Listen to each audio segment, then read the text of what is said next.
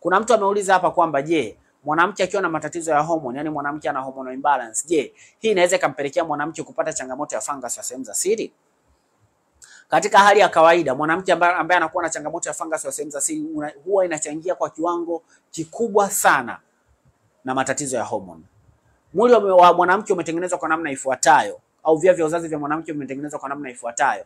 Kuna protection mechanism ama kinga ya mwili kwenye vizazi kwa upande wa ndani na kwa upande wa nje. Moja kati ya vitu ambavyo vinasaidia ku maintain protection mechanism kwenye kizazi kwa pande za ndani na pande za nje ni pH, ambapo kwenye mji wa mimba, kuanzia kwenye mji wa mimba, mirija ya uzazi mpaka kwenye mayai, huwa kuna environment ambayo huwa ni alkaline in nature. Kuna mazingira ambayo ni alkaline.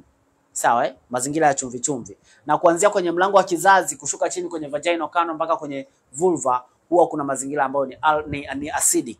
Sasa haya mazingira ambayo ni acidic au alkaline huwa yako pale kwa ajili ya ku maintain protection mechanism, ulinzi.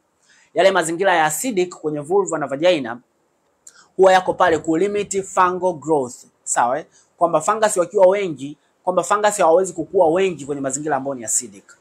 Sawa na bakteria ambao wanatakiwa kulinda kwenye zile sehemu wana survive well kwenye mazingira ambayo ni acidic, kwa hiyo wanaweza wakakompete na wale fungus ambao wako pale, wakazuia overgrowth ya fungus, lakini pia tukazuia overgrowth ya bakteria. Sawa bakteria na fungus ambao wako kwenye vulva na vagina wako pale kwa ajili ya kulinda zile sehemu. Sasa ikitokea homoni zako zimekuwa destabilized, hormone ndio ziko responsible ku maintain appropriate pH kwenye via vyako vya uzazi kwenye sehemu za nje na za ndani.